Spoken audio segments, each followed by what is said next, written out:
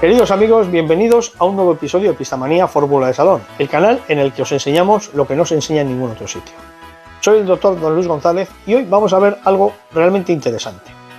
El otro día, mi compañero Mario, del Club de Vitoria, me hacía la siguiente pregunta. Doctor, tengo que hacer una consulta. ¿Cómo podría hacer un inversor con llave? No, un inversor no es un señor de esos que hace inversiones, sino... se está refiriendo a una herramienta que me permita invertir la polaridad del tramo con una llave de seguridad. ¿Para qué esto? Muy sencillo. Para poder garantizar que una vez que yo preparo mis tramos para un rally, en estos tramos no pueda entrenar nadie. ¿Y por qué con llave? Bueno, muy sencillo. El hecho de tener una llave es para tener tres posibles situaciones. Primera situación. Dejo el conmutador en posición 0, saco la llave, no hay tensión, nadie puede entrenar. Llega el día del rally, coloco la llave, la giro en la posición 1, por decirlo así, y el tramo va a girar, va a funcionar en un sentido. Y dejo después ese tramo que pueda funcionar en ese sentido. De esta manera se puede utilizar el tramo de rally para otro rally, pero corriéndolo en sentido contrario. Ya sabéis que los tramos en sentido contrario cambian bastante. De esa forma vuelvo a meter la llave, giro el inversor de nuevo hacia la posición 2, se invierte la polaridad y el coche va a ir en el otro sentido. Bueno, ¿qué necesitamos para esto realmente? Insisto, voy a hacer la versión más básica posible para hacer una inversión con llave. Se puede luego actualizar, modernizar y hacerlo sofisticar, que sería la palabra correcta, muchísimo más. Pero esta es la forma más básica de hacerlo. ¿Qué vamos a necesitar? Bueno, lo primero, un conmutador a llave de 3 posiciones sin reinicio automático, como este que os enseño aquí. Aquí abajo, en los comentarios, bueno, ya no sé si os sale aquí abajo o sale aquí, porque como YouTube está cambiando el formato, cada vez ya va saliendo en sitios diferentes. Pero bueno, en los comentarios os voy a poner los enlaces, en este caso son del Chino Express, de un par de conmutadores con llave que os pueden servir. Muy importante que estos conmutadores no tengan reinicio automático. ¿Y qué más vamos a necesitar? Vamos a necesitar un par de relés. Bueno, esto que os digo es por cada tramo. Por cada tramo y por cada carril del tramo. Si queremos utilizar en un tramo 2 carriles diferentes, pues necesitaremos esto que os voy a poner duplicado. O por cada uno de los tramos que vayamos a hacer, lo mismo. Pues un inversor, una llave inversora por tramo o conmutadora y 2 relés de 2 vías y de los que tienen 3 contactos por vía. Es decir, por un relé tendrá 2 contactos para la activación de la bobina del solenoide y luego de operación tiene que tener 6 contactos. Se puede hacer con relés de 4, os lo explicaré luego también, ¿no? Pues lo vais a ver muy fácil, pero lo explico con relés de 6 contactos. 6 contactos, pero ojo, 2 vías independientes cada contacto, o sea, cada relé. Porque es que si no, hay relés que son de 6 contactos y no tienen las vías independientes. Esto también tenerlo en cuenta. Así que sin más dilación, vamos a ver cómo construirnos nuestro selector de llave.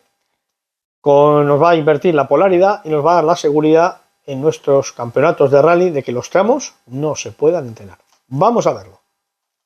Queridos amigos, pues ya estamos aquí en nuestra pizarra electrónica para explicaros el conexionado de estos elementos que nos van a permitir la seguridad de poder bloquear nuestros tramos para que o no se anden o solo se puedan utilizar en el sentido que nosotros deseemos.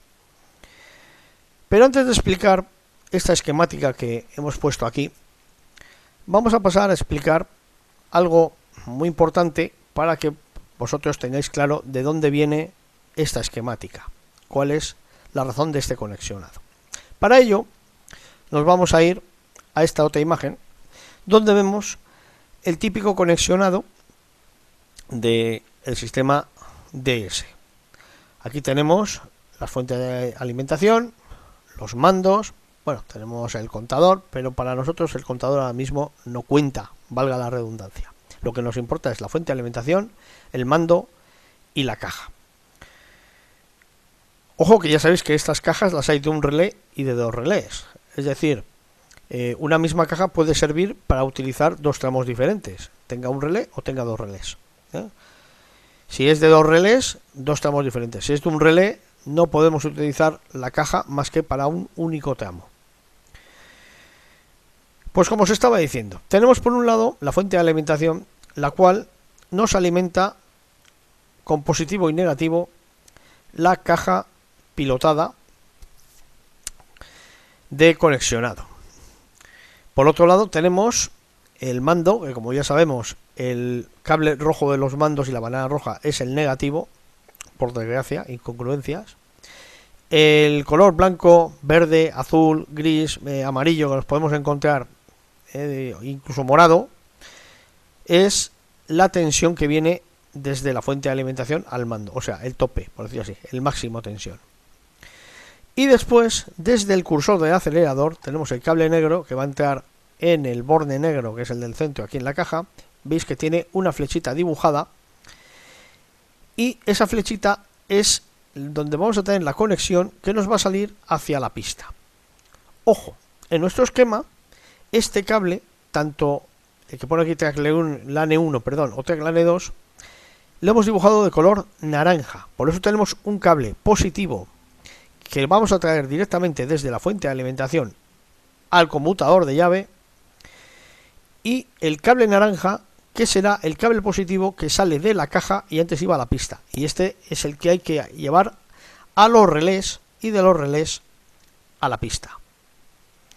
Ese cable es este que tenemos aquí. Por eso tenemos dos más, que ponemos el más desde la fuente, lo hemos dibujado en color rojo, y el más que viene desde el mando, que va a tener más o menos tensión en función de lo que se del acelerador. En caso de ser un mando que envía pulsos, amplitud de pulsos, pues habrá más amplitud o menos amplitud, pero serán por este cable naranja. Por eso pone aquí mando y está de color naranja para diferenciarlo. Y como veis también hemos puesto el cable naranja directo a los relés fuera de lo que es el conmutador, aunque os aconsejo que introduzcáis los relés si os caben dentro del conmutador, que creo que se pueden meter sin ningún problema. En este que os hemos aconsejado y enseñado puede hacerse, y así, o si no, en una cajita y el conmutador encima, para que vaya todo protegido y tapado. Bueno, esta línea azul, ¿qué quiere decir? De puntos, pues que es el mismo esquema repetido 3 veces, es decir, posición 0 del conmutador, es decir, esta posición 0 nos inhabilita la pista, posición 1 va a dar sentido de la pista hacia un lado, y posición 2 va a dar sentido de la pista hacia el lado contrario. Pasamos a explicar el conexionado en la posición 0, la cual bloquea nuestra pista e impide que funcione nadie. Ponemos 0 y sacamos la llave y nos la llevamos. ¿Por qué no funciona? Bueno, como veis, hemos dibujado los contactos que no tienen tensión de los relés, que son estos, este es el A y este es el B. Pues los hemos dibujado en color blanco. Cuando un contacto no tiene ningún tipo de tensión, ni positiva ni negativa, color blanco. Estos dos contactos que tenemos a la izquierda, aquí con este rectángulo, esta rayita, esto es el solenoide, es decir, la bobina del relé que va a hacer que el relé funcione y estos contactos se desplacen. Yo aquí he utilizado, como os he dicho, un relé de 2 vías, esta es una vía y esta es la otra vía, que son independientes entre sí, y de 3 contactos. Pero bueno, con un relé de 2 contactos, es decir, si quitamos este de aquí, como veréis, es como si no estuviera. Ahora lo vamos a ver en el funcionamiento, no pasa nada. Pero los relés de 3 contactos, para una posible ampliación o modificación o incluso hacer alguna cosa más, vienen muy bien. Por la diferencia de precio que tiene, que son céntimos, merece la pena usarlo de 3 contactos. Bueno, pues como os iba diciendo, relé A, relé B, contactos 1, 2, 3, 4, 5 y 6. Aquí lo mismo, 1, 2, 3, 4, 5 y 6. Como veis, en el relé A, el contacto 3 va unido al cable que nos viene desde el acelerador. Y en el relé B lo hemos unido al contacto 6. Uno al 3, otro al 6. ¿Para qué es esto? Esto es para que luego nos permita hacer el cambio de polaridad. Mientras que, al revés, en el relé A el contacto 6 va unido al negativo de la fuente de alimentación, y en el contacto, o sea, en el relé B, perdón, el negativo va unido al contacto número 3. Como podemos ver, por mucho que nosotros demos tensión aquí, como este relé está inactivo, hemos dibujado la bobina blanca cuando está inactivo y verde cuando está activo, pues el contacto entre este y este está abierto y por lo tanto está inoperativo. De aquí a aquí no hay absolutamente nada. Y hemos conectado a los terminales centrales tanto del contacto, del relé A en el 2, los contactos 2 irán a uno de los raíles y los contactos 5 en ambos relés, tanto en el A como en el B, como podemos ver aquí, irán al otro de los raíles. Y en este caso los cables los hemos dibujado en gris, porque si los dibujamos en blanco, por no tener tensión, no se van a ver sobre el fondo blanco, pero vemos que no hay tensión. La tensión negativa nos va a llegar al contacto negativo del solenoide, pero como no le llega positivo porque tenemos la llave inactivada a ninguno de los dos solenoides, ni al relé A ni al relé B, ambos están inactivos. Al estar inactivo, los contactos abiertos entre el 2, que es el que va a la pista, o el 5 que va a la pista, y el 6, en este caso, y el 3, contacto abierto, no hay continuidad. Toda la tensión que nos venga tanto a este contacto, como vemos aquí dibujado en naranja, como en este otro relé que nos viene al 6, no va a ningún sitio. Y entonces el cable que va a la pista, tanto del relé A como del relé B, tanto el 2 como el 5, no tienen tensión y por tanto nunca van a andar los coches. Ahora vamos a compararlo con la imagen del centro. En el centro hemos pasado la llave a la posición 1. Al pasar la llave a la posición 1 nos vamos a encontrar que el relé A tiene tensión y al tener tensión se activa, mientras que el relé B pues no le llega tensión, con lo cual no se activa y permanece exactamente igual que en la imagen anterior, que en la de la izquierda. Al activarse el relé A se cierran sus contactos y como podemos ver, ahora los contactos que estaban en color naranja, el contacto central, el 2, se activa y le pasa el positivo del mando y a través del cable, como veis, va hasta este rail que tenemos marcado con más. Mientras que por su lado, el contacto número 6 ahora le pasa la tensión negativa por el contacto 5 al rail contrario, que tenemos aquí marcado como menos. Por lo tanto, la pista va a circular en el sentido que tenemos de la mano, hacia la izquierda de la imagen. Alguno dirá, oye, pero ¿y el menos que viene por aquí al otro contacto no afecta para nada? Como veis, ese está abierto.